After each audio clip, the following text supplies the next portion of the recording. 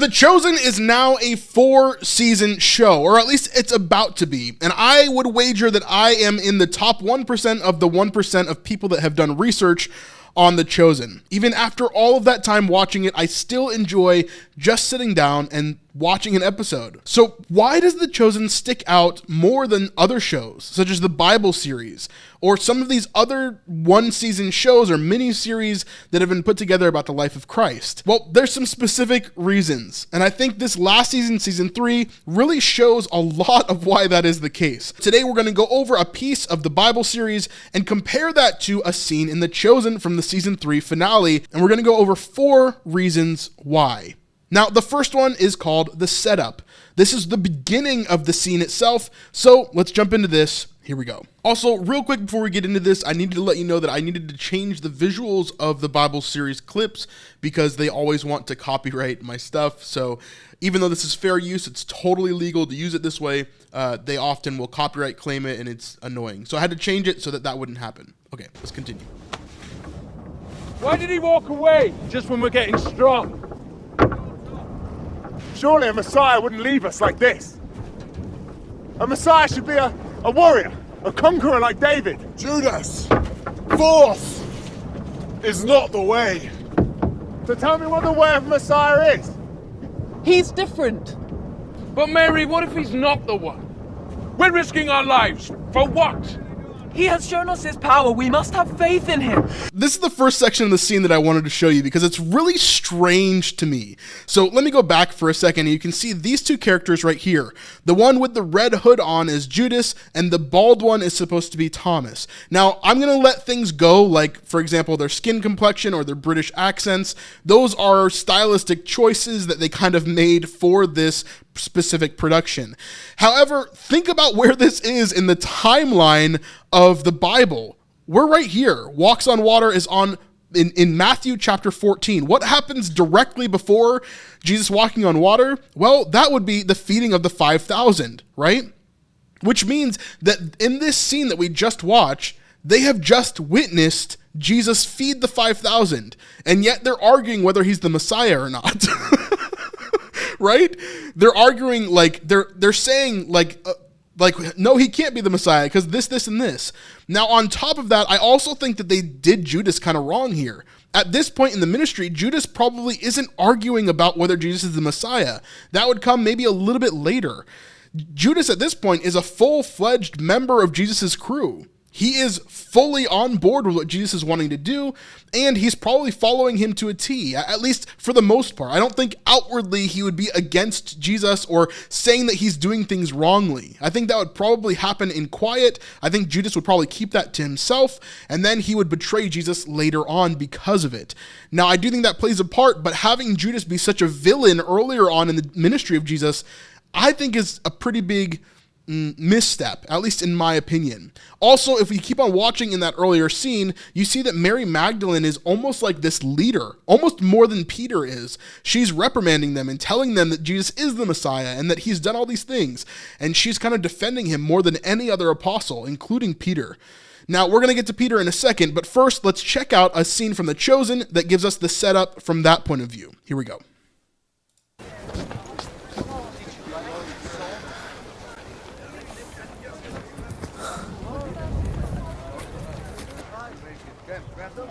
What do we do now?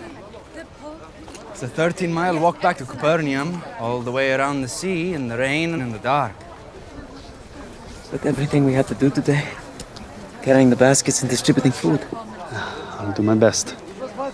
We won't leave you behind, James. We're not walking. We're rowing. It's only 8 miles across. I got a boat, and we can row faster than we can walk. Come on, Big James. You know we're good at this. Excellent strategy, Simon. Simon is right. Everyone get into the boat and row back across to Capernaum. What about you? It's been a long 3 days. I need some time alone to pray. But there are storm clouds on the horizon. Let me stay with you, Rabbi. I'll keep watch. Be fine. All of you go. Hurry. Follow Simon. You all did so well today. Shalom, shalom. Shalom, shalom. Shalom. So we see the setup is a little bit different here. This is more realistic to what we should expect in this moment, right? They should be all tired. They've had a long day, a long 3 days in this version of speaking to this crowd, and especially a long day of passing out all this food. But let's continue on and see what the apostles say here.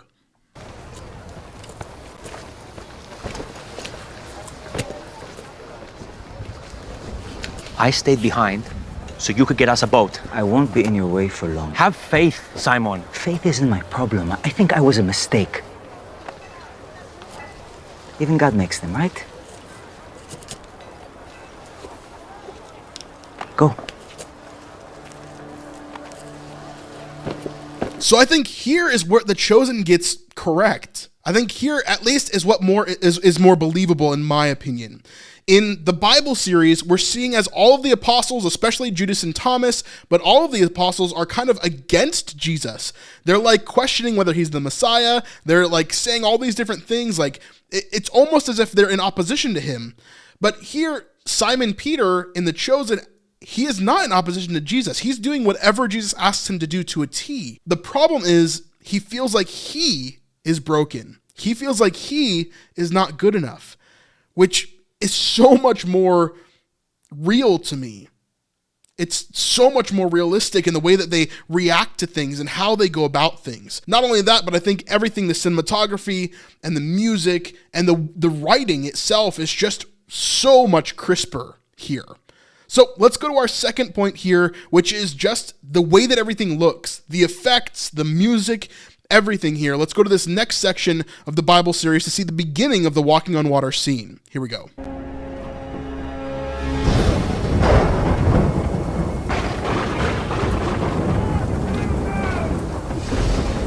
the sails down! Tie everything down!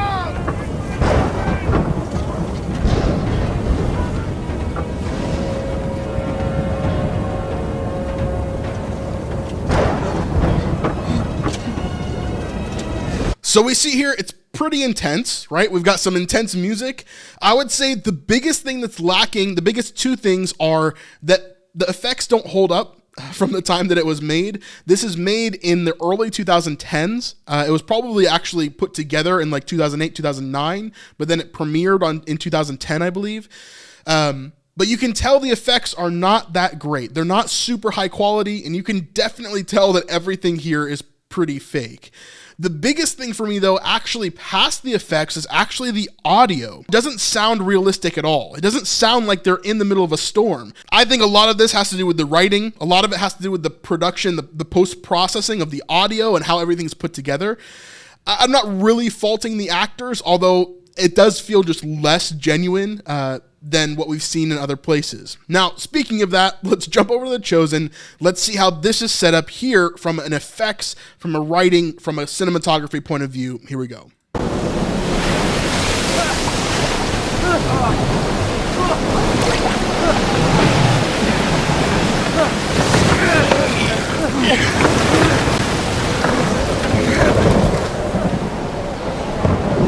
This shot in particular is really impressive to me. Remember, how this was shot is they are in a giant pool surrounded by green screens, essentially, or blue screens, I can't remember which one, and they have rain pouring down on them for real, right? It's not like they're just in a dry boat and it's all CGI rain. This is rain that's being poured on them for real, and then they have waves that are comped in from Australia that are put into this scene to make it look like they're in the middle of a sea instead of in the middle of a pool. So even though I know that, right? Even though I know how this shot was made, it still looks almost completely real, as if a photo had been taken here.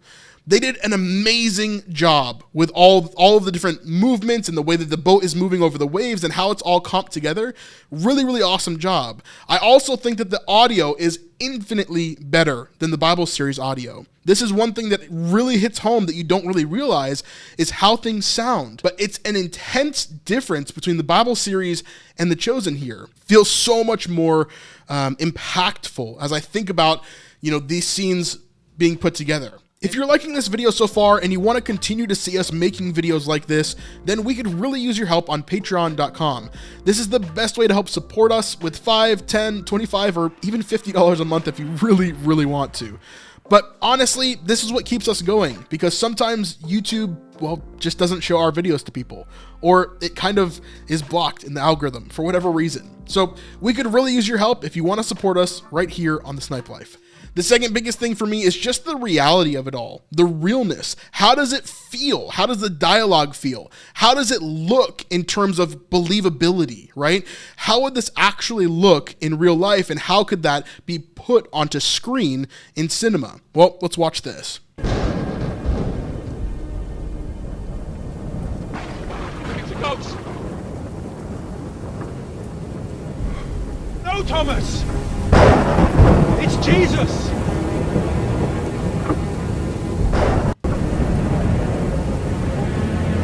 Peter.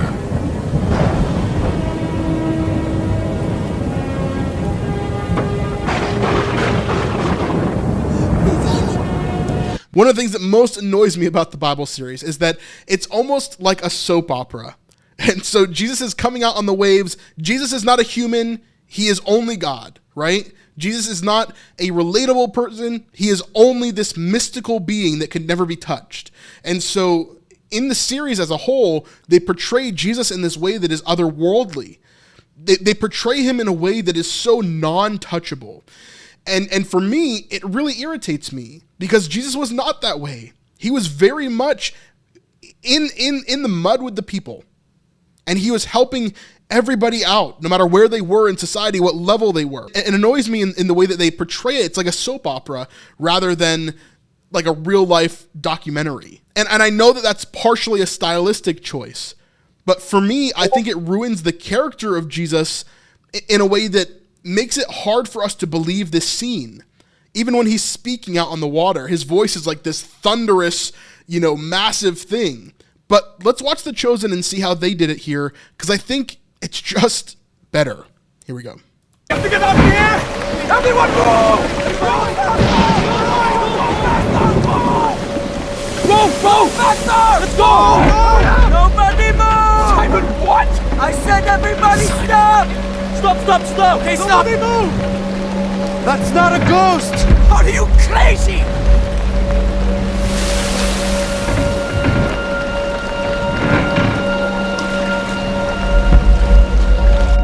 Especially that shot there, I love it. Don't be afraid! So you can see, even as Jesus is speaking here, he's yelling out in the middle of the storm, don't be afraid. He doesn't have a booming voice. He's not glowing. He's not flying over the water. He's walking on the water. And they've tried to make it look as realistic as it possibly could in a way that, obviously no one has ever walked on water before. Not from the human point of view other than Peter, right? Nobody's walked on water. It's not a normal thing that we do, right? And so seeing it, it's hard to portray what it would realistically look like. But The Chosen went above and beyond, using buoys and pool platforms and acrylic to make it look like this is a real thing that could actually happen, that did actually happen. And so here we're seeing a way more realistic view of how this could be portrayed, including the audio from the voices, including the rain coming down and soaking them, including, Jonathan Rumi actually standing on the water on a platform that's shaking with the water and going with it. It just makes it so much more believable. And the realness is just there. And I'm not talking about just the effects or just, the dialogue there. I'm talking about the writing. I'm talking about the acting. I'm talking about how everything is portrayed as real instead of a soap opera. The reason why I'm so passionate about this point in particular is because I think that if we portray the Bible as a soap opera, it's going to feel fictional. It's going to feel fake. And so people are going to have this idea that when they encounter the Bible, their brain should be thinking, this is fake. This is fictional. It doesn't actually exist. It didn't actually happen. So you'll hear me say a lot on this channel. I talk about biblical figures. The reason why I use that wording in particular is because I don't want to say biblical character. I don't want to say I love these characters from the Bible. That's what a lot of people say. But when I say that, it changes your brain to think, oh, character, fake, story, not real. But I know that Noah and Abraham and Adam, they were real historical people that actually existed. So I don't want a soap opera feel to a Jesus show. I want it to feel real, because it should be more of a historical drama or a historical documentary than a soap opera, at least in my mind. Maybe I'm wrong about that. But let's get to my fourth and final point, and that is when it comes to Peter. So let's jump into this from the Bible series. Don't be afraid. Come.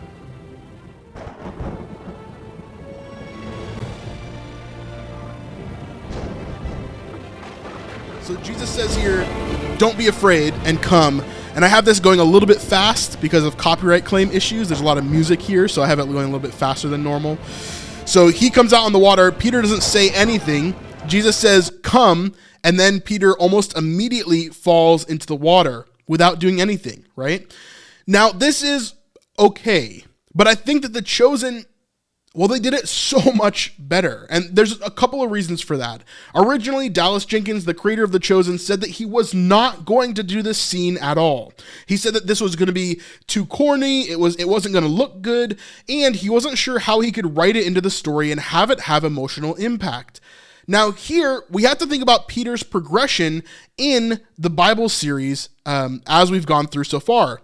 Now, we've seen Peter as he's on the boat, and even before the boat, we see him as he's talking to the rest of the group. Like, he is the leader of leaders. Like, he's really, really, really, really strong in this moment, and he doesn't have any faults. Like, there's nothing wrong with him.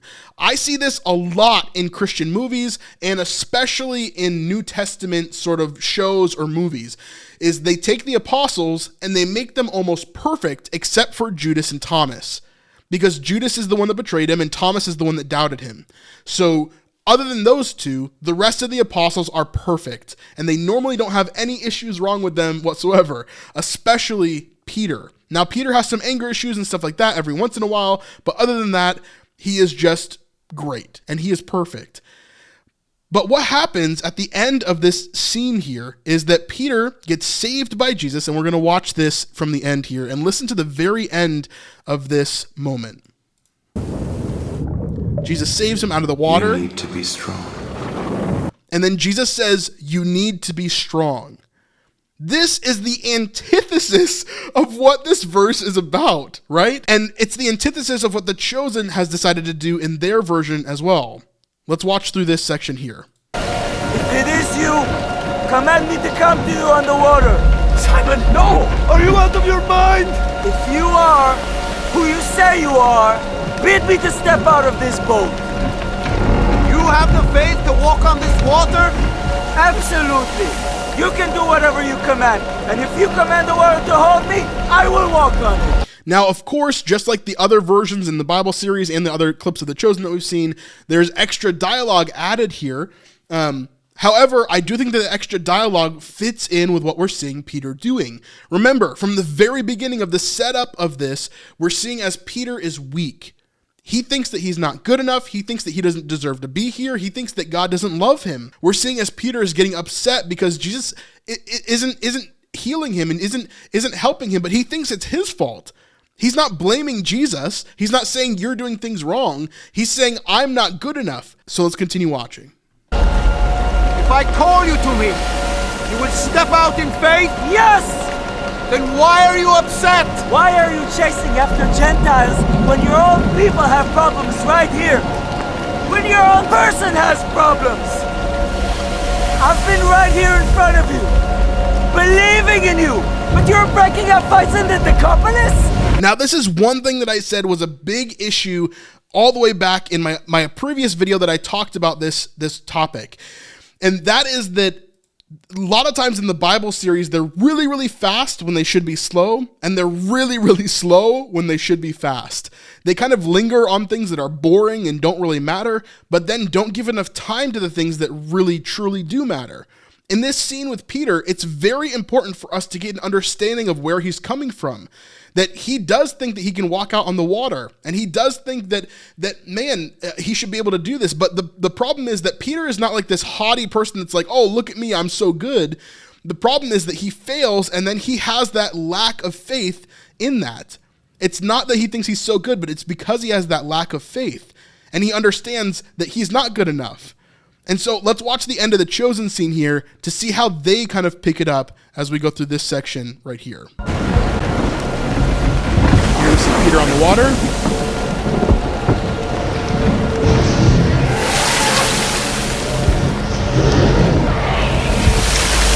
Sinking!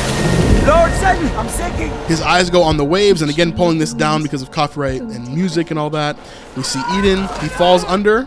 And of course the tie-in with Eden here as well.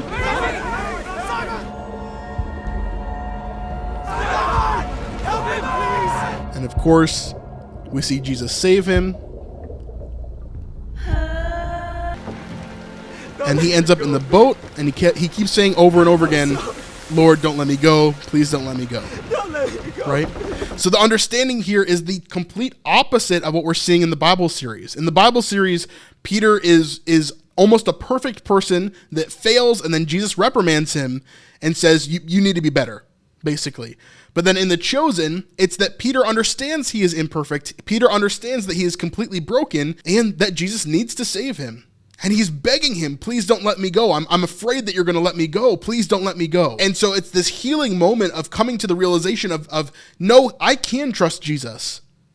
He will take care of me. He won't let me go. I know who he is in a better way now. So there's character growth there rather than it just being a random biblical moment that they wanted to put into the Bible series. Now, I don't hate the Bible series. I actually loved that series when I watched it in 2010. I just think that as a Christian, I want the best possible Christian productions to be out there. I want the best possible shows and movies and music and art. Because I believe that as Christians, we should be the most creative people on the planet. That's who we should be. So, I don't know, man. It's a hard thing for me when I see things that are just not quite there. And in retrospect, I think that maybe the Bible series was just not quite there. If you like this video and you want to check out another comparison between the Bible series and The Chosen, you can check out this video right here.